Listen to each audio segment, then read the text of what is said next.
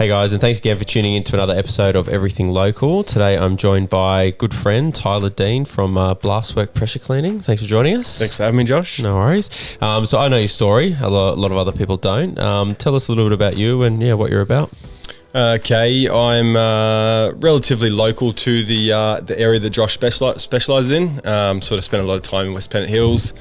I've been doing pressure cleaning for about... started in about 2014 and it was part-time. Now I ran this business part-time for about 5 to 6 years. And then basically in the last few months I've gone full-time and decided to give it a real crack, and the rest is history. So you're in that conveyancing space for a little bit, actually? Yeah. So the last 2 years I spent a lot of time obviously doing the pressure cleaning part-time, but then studying at Macquarie Uni via correspondence and working in a conveyancing firm. Became a licensed conveyancer, and then not long after decided that really wasn't for me, just to be sitting at that desk all day. And you're doing a bit of the pressure cleaning on the weekends as well, and always been quite a hard worker in terms of like 7 days, happy to do it up early, staying late. How did you find that, balancing the two jobs together? Yeah, look, I've always loved it. A little bit of extra money on the side always helped, when you've got certain goals in mind.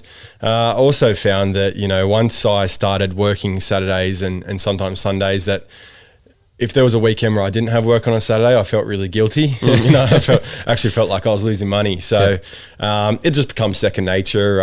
Now that I've gone full time, I actually probably work less days. But obviously those days are a little bit bit harder, a little bit more intense. And, then you've got all the paperwork every night and all that sort of stuff. So, your days, my days aren't just a 1 day a week now. They're definitely 7 days. So. Yeah. So tell us about what the business actually offers. It's not just pressure cleaning. You've expanded a little bit. I think it started off with pressure cleaning, and you're doing a bit more now. Yeah. So look, when I first started, like anything, I was sort of new to it, and you've given me a lot of jobs when I was first starting out, and got the feet wet, and sort of learned what to do along the way. So I started just doing house washing, obviously driveways, stuff like that. As the business went on, started getting better equipment, started offering roof cleaning, basically all exterior cleaning. So anything from window cleaning, house washing. A great thing I think is, when preparing a house for sale, is a pre-sale wash, house wash, basically washing from the roof or the gutters down, and just giving the house a bit of that spark. So that's mainly what I specialize in. As the business is getting, going on, I'm starting to get better equipment and, a bit more knowledge about certain products to use. You do see some cowboys out there that I go to some jobs and they've completely ruined it with their little Bunnings Karcher. So look, it's one of those things I enjoy doing, and it's very rewarding. The before and after photos are always good fun. Yeah, they tend to pop really well, those before and after photos. Yeah, look, and I can get to a job and get really excited about the before and afters because when I get to a dirty job, I know it's going to be really good for the social media channels and gets people hitting that like button. So, that's always pretty fun. Yeah. So talk about those cowboys. What's the one thing that you've done that's been the biggest mistake since you've sort of been doing any work? Anything funny that you've come across as well? Look, nothing that I can really put my finger on in terms of funny. I'm sure if I really thought about it, there is. One thing I learned very quickly was what you can and can't do with sandstone. Okay.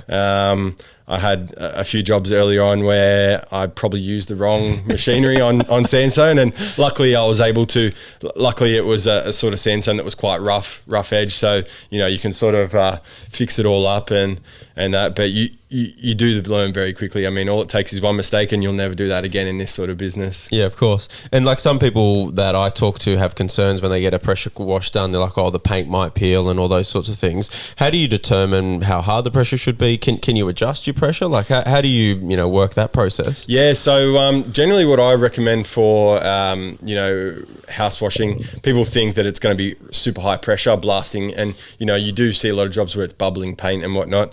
What we actually use is there's sort of certain special chemicals and products and a lot of environmentally friendly products that we can use that we sprayed on the house with low pressure, let it dwell for about 20 minutes and then simply just wash the house down with low pressure.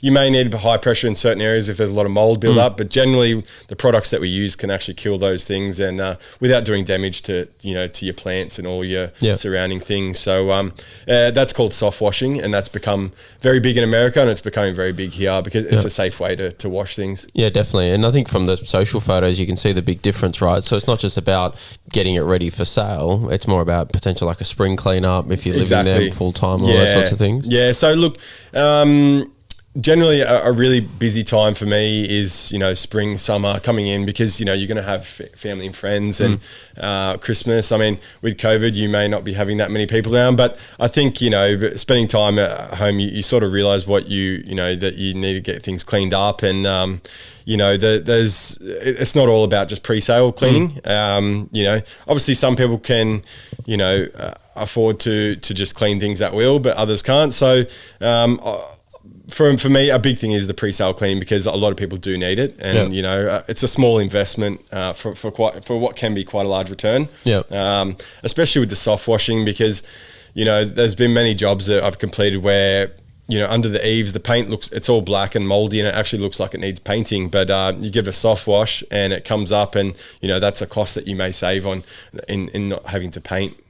Yeah, that's what we sort of suggest to people before we get properties on the market. Just do a pressure clean and see what happens. Yeah, exactly. Because sometimes things can sort of turn up better than what you expected them to. Exactly, yeah. And at the end of the day, if you are going to be painting any exterior of the houses, you're going to need to clean it first anyway. So similar with roofs, some people say, "Oh, do I need to get do you clean and paint?" I don't offer a painting service, but at the end of the day, before you get a roof painted, it does need to be clean. So it's always something that you can have done and then reassess from there. And if it needs painting, then it needs painting. Yeah, and correct me if I'm wrong, but with a roof, if there's so much built up grime, usually underneath it is some pretty fresh tiles or usually decent paint. Would that be look, it all depends. You've usually generally only got 3 different types of roofs, which is terracotta tiles, concrete tiles, and your corrugated tin roofs. Generally, terracotta is the roofs that's going to grow all the lichen and the green and the mold. That blasts off, and you pretty much got a new roof. Concrete tiles are painted from factory, so you can probably clean concrete tiles maybe 1 or 2 times before they probably need repainting. But again, it's all at the owner's discretion. You may clean concrete tiles and they may think, it's all right for now. Maybe the next 10 years when I get it cleaned, I'll get it painted again. So generally the tiles are in good condition afterwards. And then again with corrugated tin, you basically never need to clean that if it's if the roof has been the right product from the get-go. Your ColourBond steels and all that. So they tend to last really well. Yeah, fair call. So tell us about work ethic, and I guess the one thing I've always known about you is a really high work ethic and really wanting to get stuck in and make things happen. And then just the quality of communication with clients and just that respect. That's what a lot of people have said to me. Like they're just like, good young kid, wants to work hard, always respectful. Where did all that come from, do you think? Yeah, look, I don't think I could pinpoint it to one thing. I mean, I guess from a young age, me and my sisters always had quite a good work ethic.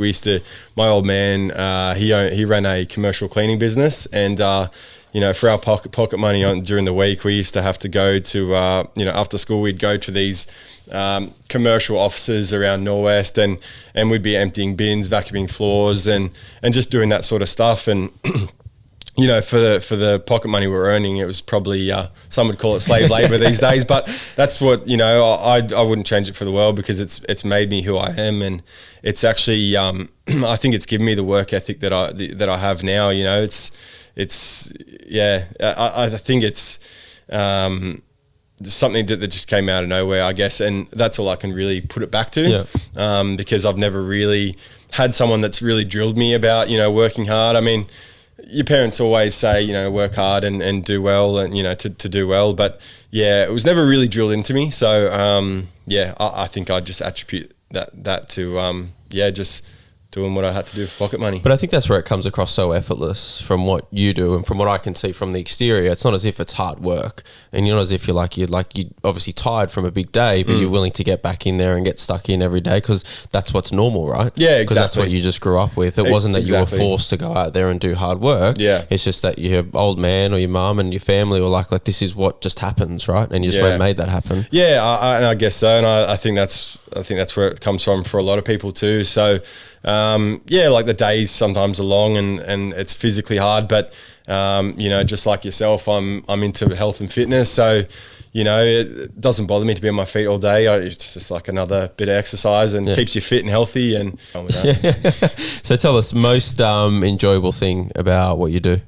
Most enjoyable thing is probably obviously before and afters. I also really enjoy because my line of work, you're basically on a new job every day. It's not like being another trade where you may be a builder, you're on the same job for 3 months, or a conveyancer, you're in the same seat. Exactly. Nothing against the conveyancers, right? Just not your thing. No. So being on a different job every day, obviously I'm meeting all these different faces. So it's really good to just have a chat with people, and I like talking to people and just seeing what their reason is, obviously, for cleaning. And a lot of the pre-sale things I always ask, okay, so when's the house on the market, where are you looking at moving to, and just finding out a little bit more about people, asking what they do with themselves. And I think I just enjoy, I think every day is just a new day. And so, with that comes new faces, and it's really enjoyable, I find. Yeah, just building a relationship, right? Yeah, exactly. Being a human, I call it. Exactly. Yeah. So where to next for the business? What's the 5-year plan, or what's the goals for it? So the big thing for me now, obviously I've only been full-time with it, fairly recently. And it's been much busier than I thought it'd be. Obviously, different channels of marketing and whatnot. But the one thing that I'm aiming to get more into now is probably the commercial side of things, industrial. Something where, probably similar to you, having like a rent roll. Just that constant work that, you can, what's coming in, on this given day of the month. So 5-year plan obviously is to build the business, pick up more commercial work, and obviously put on some staff and build some more trailers, and have a few trucks going around. Yeah, that strata work's probably a big one as well, isn't it? 100%. Like you said, it's that consistent work. 100%. Yeah. So strata managers usually have their pressure cleaner guy already, but if I can just be a plan B and hopefully become a plan A for some of them, that's all it takes for some of these smaller businesses, just to sort of get their foot in the door. So just keep working on those commercial relationships and see where we go. Yep. If someone was thinking of opening up their own like pressure cleaning sort of a business in general, really, some tips or some things that you've learned over time? Yeah. So probably number one tip would be to stay away from your little Bunnings pressure cleaners. They may do a trick for now, but they're just a waste of money. I think initial investment, you probably need to invest in probably about $5,000 worth of machinery. That's going to give you a solid setup that's going to be able to, get you through a driveway cleaning and all sorts of, different levels of grime. With a little Karcher, you're not going to be able to clean certain things. And then another thing I'd probably recommend is just get really active on social media. I mean, I haven't always been super active, but obviously now working full time, I have the content now to post. Yeah. I try to post as much as possible, and just stay fresh in people's minds, I guess. Yeah. So Tyler meets Tyler 6 years ago when he first opens up the business. What advice would you give yourself? Yeah. Just go for it. No toe in the water approach, right? Yeah, look, I don't regret my path to where I am now, but I always had reservations about going full time with it. As I said, no regrets. I went to uni and did a conveyancing course and learned a lot about, not just conveyancing, but all sorts of different subjects. So yeah, like anything, everything makes you who you are today, but you could just go for it and, go drop flyers every day if you have to. You know, spend hours on the weekend just getting your name out there. That's all it takes. Yeah. Well, look, full credit to you, man. Like, I think that, you know, what started off as part-time, you still did plenty of other things in between, and still quite young, right? So it didn't really matter that you jumped from a few different things. You still kept pressure cleaning at heart. You're always doing it on the weekends, despite everything else that was going on. You've shown just a real relentless attitude. Just get in, get stuck in. You're always returning calls for people, and that's why we keep sending you the business. Apart from the fact that you're a mate, the fact that I know when I send you something, you actually call them and keep me posted on how things go with the work. So look, I know the community appreciates everything that you do. We appreciate what you do. Congratulations on all the success. We look forward to seeing what you do moving forward. Thanks, mate. Much appreciated. Too easy. Thanks, guys. Cheers. Thank you for listening to the Everything Local podcast with Josh Saliba. We really want to push the community and showcase the local businesses by providing them a platform to tell their story. Support these businesses by following the podcast on Spotify, Apple Podcasts, or wherever you listen to your podcasts. If you are a business or know of a business in the local area and would like to feature them on an episode, please contact Josh Saliba with the contacts provided in the show notes.